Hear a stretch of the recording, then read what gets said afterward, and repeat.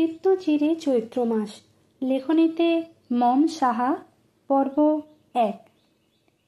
চাঁদনি আপার দেবর আমার বুকে হাত দিয়েছে আপা। আমি খুব ব্যথা পেয়েছি জানো। কি বিশ্রী ছোঁয়া। 7 বর্ষীয় ছোট বোনের মুখে এমন বিশ্রী একটা কথা শুনতেই শরীরটা রেডি করে কেঁপে উঠল চিত্রার। ঘর্মাক্ত মুখখানা রাগে লাল বর্ণ ধারণ করল। বোনের দিকে দৃষ্টি দিতেই ছোট্ট মেয়েটা ভয়ে কেমন গুটিসুটি মেরে আছে তা দেখল। তাড়াতাড়ি বোনকে নিজের দুহাতের আঁচলে আগলে নিল সে। হতভম্ব কণ্ঠে বলল, দেখি তো আমার সোনা চেরি, জামাটা একটু সরাও, আপা একটু দেখি। সবচেয়ে নিকটতম ভরসার স্থান পেয়ে মেয়েটা নির্দ্বিধায় জামা সরালো। জামা সরাতেই আঁতকে উঠল চিত্রা। কেমন লাল হয়ে গেছে মেয়েটার সাদা থপথপে চামড়াটা। কি ভীষণ বিশ্রীভাবেই না ছুঁয়েছে এইটুকু বাচ্চাকে। ভাবতেই ঘৃণায় টইটুম্বুর হয়ে গেল চিত্রার শরীরের প্রতিটি শিরা উপশিরা। ক্ষেপে উঠল সে। অথচ বাড়ি ভর্তি এত মানুষ, ঝোঁকের বসে কিছু করে বসলে তার খেসারত না আবার ছোট চেরিকে দিতে হয়। বিরক্ত রাগ দুটো অনুভূতি মিলে একাকার হয়ে গেছে। যখন আন্দোলন শুরু হলো এই মুহূর্তে চিত্রার মস্তিষ্কে, তখন বাইরে থেকে ডাক পড়ল। আজ তার বড় বোন চাঁদনির গর্ভকালীন সময়ের 7 মাস পূর্ণ হওয়ায় ছোটোখাটো একটা অনুষ্ঠানের আয়োজন করা হয়েছে। সেই অনুষ্ঠানেই চাঁদনির শ্বশুরবাড়ির লোকজনও এসেছে। অবশ্য তার আপন বোন না চাঁদনি, তার বড় চাচার মেয়ে হলো চাঁদনি আপা। আর ছোট্ট চেরিও তার আপন বোন না, তার ছোট চাচার মেয়ে হলো চেরি। চেরির পূর্ণ নাম হলো তোফা, কিন্তু আদর করে সবাই বাচ্চাটাকে চেরি বলে। আর মেয়েটা চেরি ফলের মতোই সুন্দর, আদুরে আর গোলগাল। তাই তো এতটুকু বাচ্চাও বাজে ছোঁয়ার শিকার হলো। চিত্রার পরিবারটা বেশ বড় বলা যায়। চিত্রার মা বাবা, বড় চাচা চাচি, ছোট চাচা চাচি, চিত্রার আপন বড় ভাই তুহিন, বড় চাচার ছেলে 2জন, দিহান আর তৃষান, ফুপি আর ফুপির একমাত্র ছেলে বাড়ির সবচেয়ে ছোট সদস্য অনয়, চেরি আর চেরির আরেকজন বড় বোন যে চিত্রাও, বড় আপা হলো ওহি আপা, এবং চিত্রা নিজে। চাঁদনিও বড় চাচার মেয়ে, কিন্তু তার বিয়ে হয়েছে বিধায় তাকে এ পরিবারের দলে আর টানা হয় না, কারণ সে এখন অন্যের ঘরের। একমাত্র চাঁদনির বিয়ে হওয়ার ফলেই এত বড় পরিবারে একজন মাত্র সদস্য কমেছে। আপা, আম্মু শুনলে আমায় বকবে তাই না? আম্মু তো দুষ্টুমি করতে না করে, এত অচেনা কারোর সাথে খেলতেও না করে।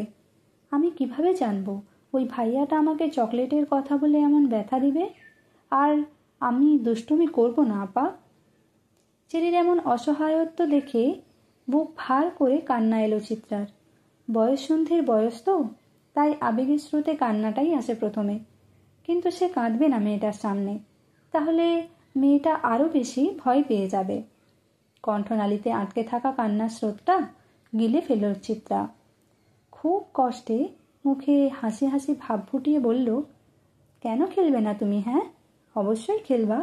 আপা আছি না তোমার সাথে, কেউ কিছু করবে না। আর দেখো, তুমি কেবল এই পচা ভাইয়াটার রুমের সামনে আর যাবে না, কেমন?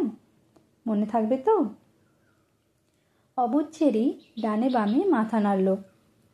কি নিষ্পাপ ছোট মুখখানা, টানা টানা মায়া মায়া দুটি চোখ বাচ্চাটার। অনেক ফর্সা আর স্বাস্থ্য ভালো হয় ভীষণ আদুরে লাগে মেয়েটাকে। আর এই ছোট্ট শরীরে হাত দিতে নাকি বাঁধেনি ওই লোকটার। কিছু তো একটা ব্যবস্থা করতেই হবে, এত সহজে তো ছাড়া যাবে না অসভ্যটাকে। বোনের মুখখানা ধুইয়ে দিয়ে সুন্দর করে চুলগুলো বেঁধে দেয় চিত্রা। কান্না করতে করতে লাল হয়ে গেছে বাচ্চাটার মুখ। পারে না যেন বুকের সবটুকু স্নেহ ঢেলে দেয় মেয়েটার তরে। চেরিকে তৈরি করিয়ে চিত্রা নিজেও গোসল করে এলো। মাত্রই কলেজ থেকে এসেছিল সে। সামনেই উচ্চ মাধ্যমিক পরীক্ষা তার, তাই এখন নির্বাচনী পরীক্ষা অনুষ্ঠিত হচ্ছে কলেজে। সে সুবাদেই বাড়িতে অনুষ্ঠান থাকা সত্ত্বেও তাকে কলেজে যেতে হয়েছিল। সে অবশ্য উন্নত কোনো শ্রেণীর ছাত্রী না, কোনো মতে জ্বলনসই রেজাল্ট হলেই সে সন্তুষ্ট।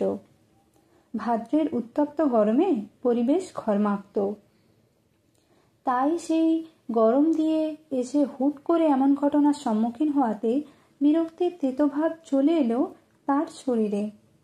গোসল করাই আপাতত কিছুটা শান্তি মিলছে। গোসল করে লাল টুকটুকে একটা থ্রিপিস পরল চিত্রা। অতঃপর চেরির হাত ধরে বাগানের দিকে এগিয়ে গেল। মূলত অনুষ্ঠানটা সেখানে। বিরাট আয়োজন করা হয়েছে চাঁদনির জন্য।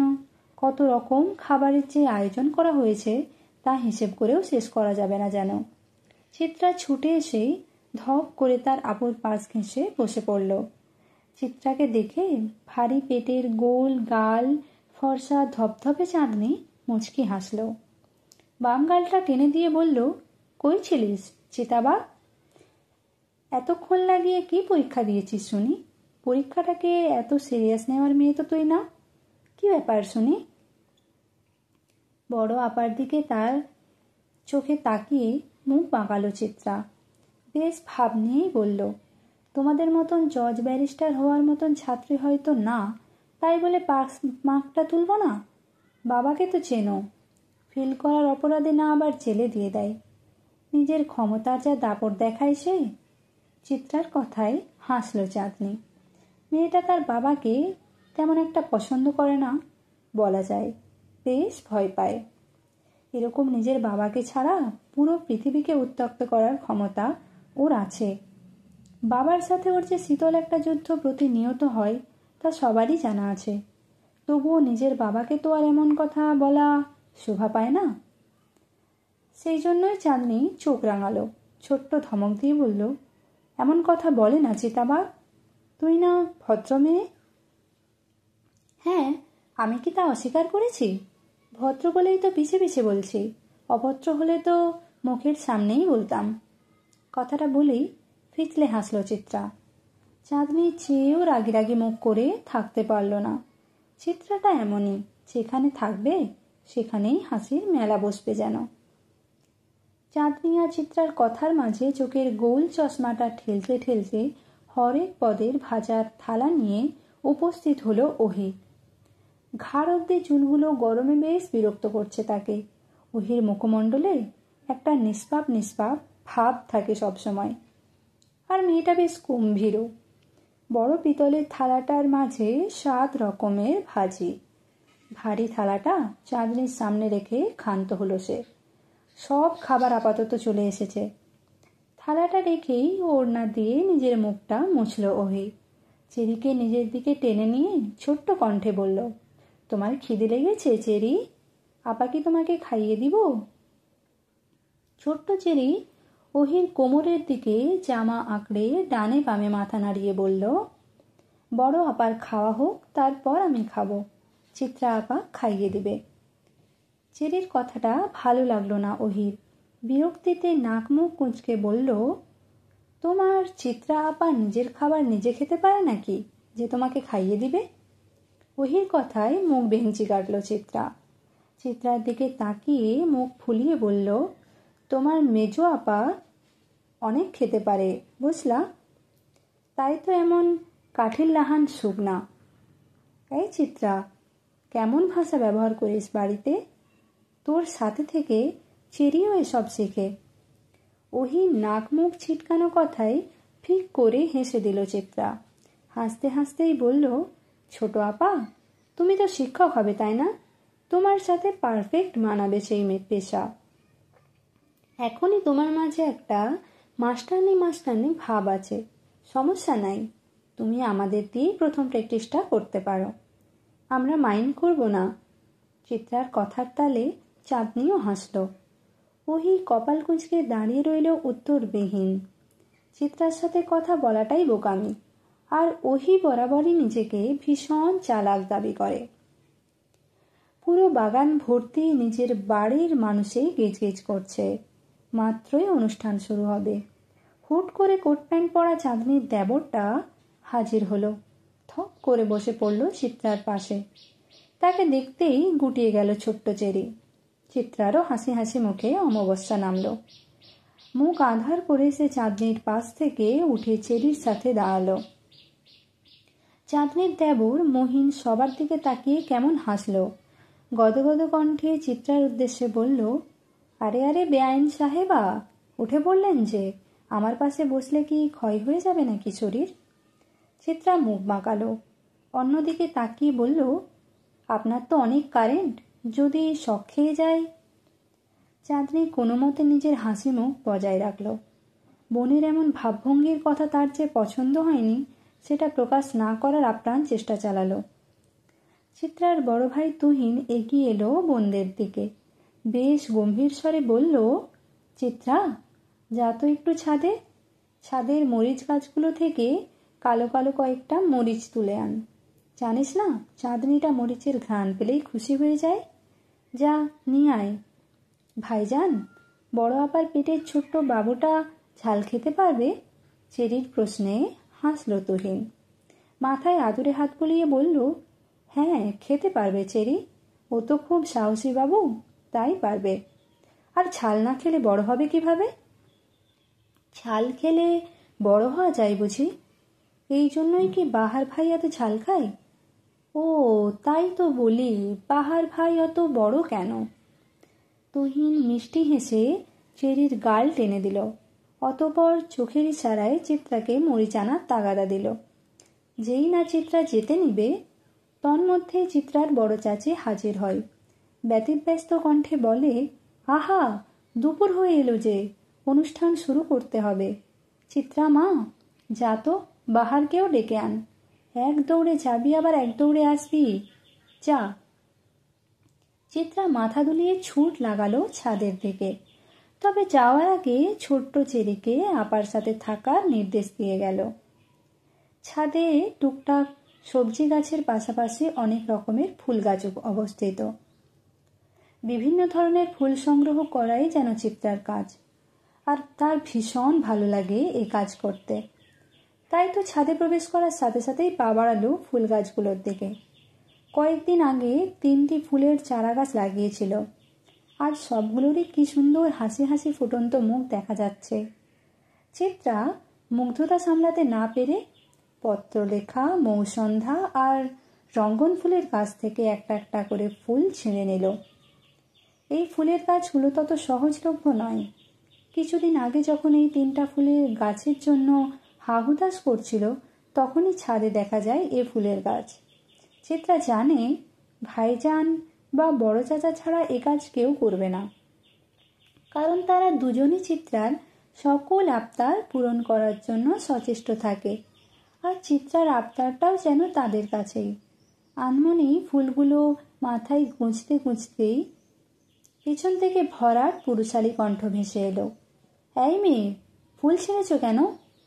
গাছের ফুল কাছেই শোভা পায়, তাকে ছিঁড়ে নিজের চুলে গোঁজার মধ্যে কোনো মহত্ব নেই।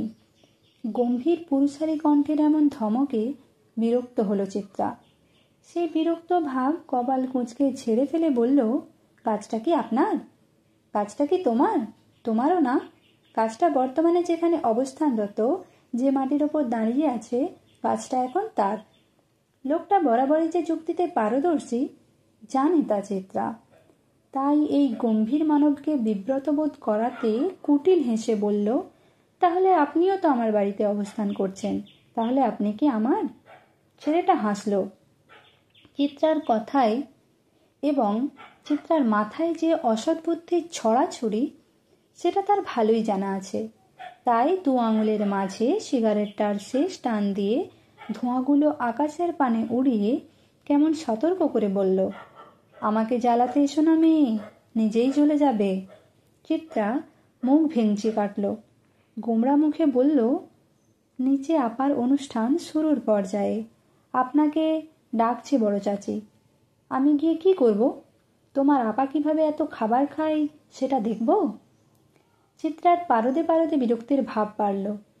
মরিচ গাছের দিকে যেতে যেতে বলল, একদম আপনার গা ছাড়া ভাব আমায় দেখাবেন না। যেতে মন চাইলে যাবেন, না হয় না যাবেন। অনুষ্ঠান তো আর আমার না যে আপনাকে হাতে পায়ে ধরে নিয়ে যাব। আর তাছাড়া আপনি তো সবসময় বাসায় থাকেনও না, আজ আছেন বলেই ডাকছে। আমি গেলে তো তোমার হিটলার বাপ নাক মুখ কুঁচকাবে। চাই একটু ওনার শিরায় উপশিরায় বিরক্ত ছড়িয়ে আসি। চিত্রা আর কোনো উত্তর দিল না। মরিচ গাছের দিকে এগিয়ে গেল সে। লোকটার বাউন্ডলে ছন্নছাড়া ভাব ঠিক পছন্দ না তার। বাবা মেয়ের এদিকে ভীষণ মিল। দুজনেই এই ছেলেকে দেখতে পারে না। বাহারে ধপাধপ চলে যাওয়ার শব্দ শোনা গেল। যেতে যেতে বলল, শোনো মেয়ে, আমি ছুঁয়ে দিলে পরে অকারণেই যাবে ঝরে, গলে যেন সে বরফ গলে না। চিত্রা তাকিয়ে রইল লোকটার দিকে। শ্যামলা ছিপছিপে গড়নের লোকটার এমন ক্ষুদ্র ক্ষুদ্র জিনিসগুলোই যেন বয়ঃসন্ধির আকর্ষণ। মাথা ভর্তি ঝাঁকড়া চুলগুলো কেমন হেলে দুলে পড়ছে। সিগারেট ফুঁকে যাওয়া ফোড়ার ঠোঁটগুলোও যেন আরেক প্রকারের মাদকতা আছে। পুড়ে যাওয়া গাঢ় খয়েরি রঙের ঠোঁটটাকে বহুরূপী ডালিয়া মনে হয়। চিত্রার ভাবনার মাঝে নিচ থেকে হইচই ভেসে এলো। চিত্রা দৌড়ে ছাদের কার্নিস ঘেঁষে নিচে তাকাতেই দেখল মহিন গাল ধরে দাঁড়িয়ে আছে। আর তার সামনে বেশ গা ছাড়া ভাব নিয়ে দুহাত পকেটে গুঁজে দাঁড়িয়ে আছে বাহার। উফ, সত্যিই লোকটা জ্বালিয়ে দিবে একদিন।